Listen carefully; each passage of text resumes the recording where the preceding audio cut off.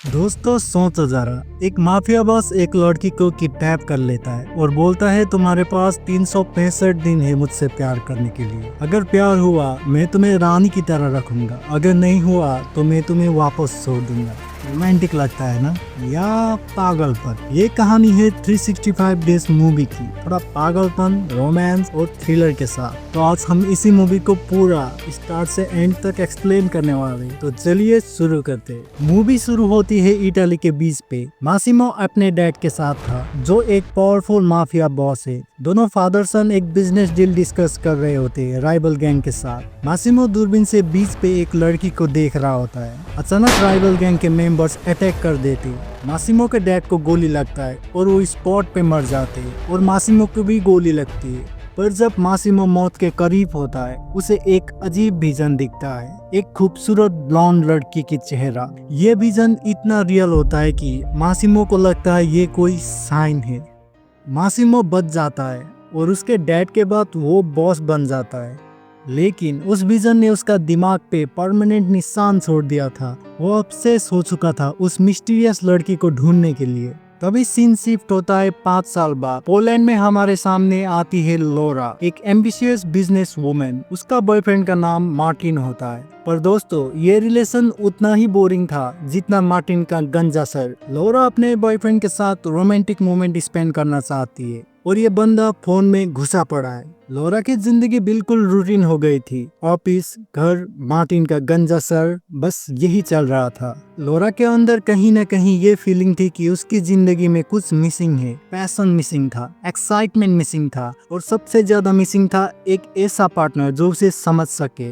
लोरा और Martin decide करते शायद एक रोमांटिक छुट्टी उनका रिश्ते को ठीक कर देगा और वो लोग इटली के लिए 2 टिकट काट लेते और इटली है मासिमो की टेरिटोरी।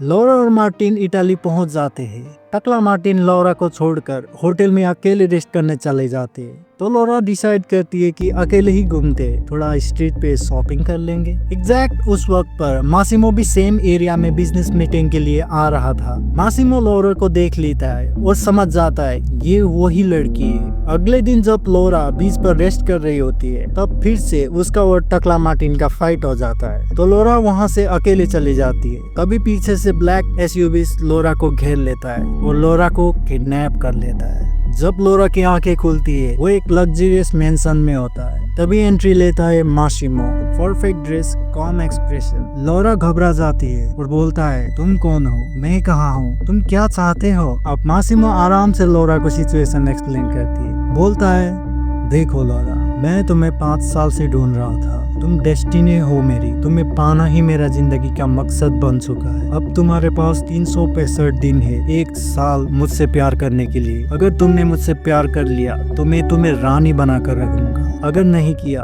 तो मैं तुम्हें छोड़ दूंगा और इस 1 साल के अंदर मैं तुम्हारे परमिशन के बिना तुम्हें टच भी नहीं करूंगा। मासिमो ने अपना रूल्स भी बता दिया लोरा को। लोरा घर में ही रहेगी, वो उसे हर लग्जरी देगी पर वो कहीं नहीं जा सकती और ना ही अपने पुराने फ्रेंड्स या फैमिली किसी से भी कांटेक्ट कर सकती है। लोरा ऑब्वियसली पहले रजिस्ट करता है। वो एस्केप करने की कोशिश करता है, चिल्लाता है, रोता है, पर मासिमो का सिक्योरिटी इतना टाइट था कि कोई चांस ही नहीं था लोरा का भागने। लोरा समझ जाती है कि वो एक गोल्डन केस में ट्रैप हो चुका है। मासिमो लोरा को हर लग्जरियस प्रोवाइड करता है, एक्सक्लूसिव डिनर पर ले जाता है, अनलिमिटेड क्रेडिट कार्ड के साथ खुद शॉपिंग करने जाता है, उसको पूरा वीआईपी ट्रीटमेंट मिलता है। लोरा शुरू में रजिस्ट करती है पर धीरे धीरे वो लग्जरी लाइफ में फंसने लगती है। तभी मासिमो अपने क्लोज फ्रेंड डोमिनो से लोरा को मिलवाता है। डोमिनो फ्रेंडली था, फनी था और लोरा के साथ जेन्युइन कॉन्वर्सेशन करता था, तो लोरा उसको एज अ फ्रेंड देखने लगी थी। और दूसरी तरफ पे मारियो,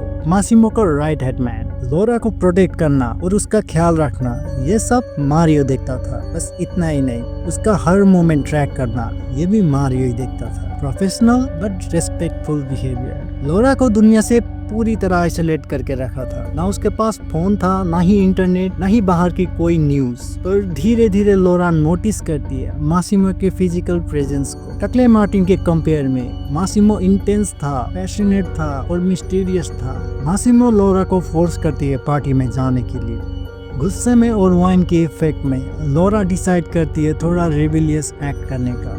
लोरा डांस करने लगती है राइवल गैंग मेंबर्स के साथ। उसको लगा ये रिवेंज है और राइवल गैंग्स मेंबर लोरा के साथ गलत हरकतें करने शुरू कर देता है। लोरा डर जाती है, उन्हें रोकने की कोशिश करती है। तभी मासिमो आता है और राइवल गैंग मेंबर्स प्रवोक करते हैं उसे। सिचुएशन खराब हो जाता है। मासिमो राइवल गैंग मेंबर के हाथ पे गोली चला देता है। लोरा शॉक में पड़ जाती है ये देखकर। उसे महसूस होता है मासिमो कोई फिल्मी हीरो नहीं, एक रूथलेस माफिया है। मासिमो लोरा को क्लियर वार्न करता है कि सच बिहेवियर लाइफ थ्रेटनिंग हो सकती है, उसके लिए भी और मासिमो के लिए भी। मासिमो बोलता है माफिया वर्ल्ड में रेस्पेक्ट ही सब कुछ होता है, पर तुमने जो कल किया उसकी वजह से क्या होगा पता नहीं है। डेस्परेशन में लोरा डिसाइड करती है मरना अच्छा है इस लाइफ से। वो मरने के लिए समुद्र में कूद जाता है, पर मासिमो भी उसे बचाने के लिए पीछे पीछे कूद जाता है। मासिमो उसे बचा लेता है, पर इस पल पे पहली बार मासिमो का मास्क गिरा था। वो जेन्युइनली डर जाता है लोरा को खोने से। इस लाइफ डेट मोमेंट में लोरा भी रियलाइज करती है मासिमो जेन्युइनली केयर करता है उसका। रिकवरी के टाइम पर लोरा फाइनली मासिमो को एक्सेप्ट कर लेता है और वो दोनों वहाँ फिजिकली इंटीमेट होने लगते हैं। उसके बाद लोरा अपने मर्जी से मासिमो की दुनिया में शामिल होने लगती है। लेकिन उस पार्टी में जो हुआ था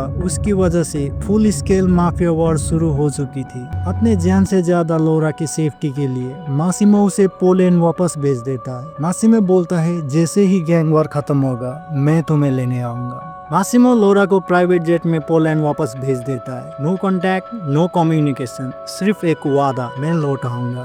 लोरा वापस जाने के बाद अपने बेस्ट फ्रेंड ओल्गा से मिलती है और उसे सब बताती है। वो दोनों बहुत टाइम स्पेंड करते हैं, मस्ती करते हैं, घूमने जाते हैं। काफी दिन बीत जाता है पर मासिमो अभी तक नहीं आया। लोरा को डर लगने लगता है गैंग वॉर में कहीं मासिमो को कुछ हो न गया हो। तो लोरा ओल्गा के साथ पार्टी में जाती है थोड़ा फ्रेश होने के लिए। तभी पार्टी में मिलता है टकला Martin.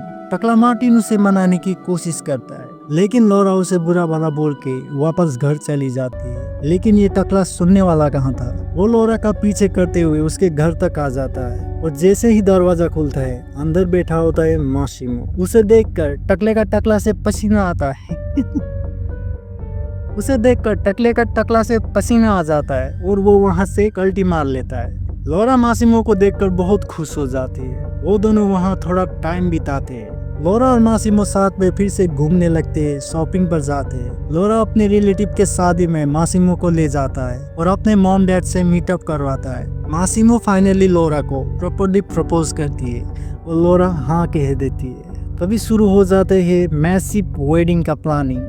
Destination wedding, luxury everything, high profile guest list. Laura wedding के लिए उसकी बेस्ट फ्रेंड ओल्गा को लेने जाती है। तभी पता चलता है कि लोरा प्रेग्नेंट है और अभी तक उसने मासिमो को बताया नहीं। जब वो ओल्गा को लेकर आ रही होती है तभी मासिमो का एडवाइजर को एक कॉल आता है और उसे पता चलता है कि कुछ गड़बड़ है।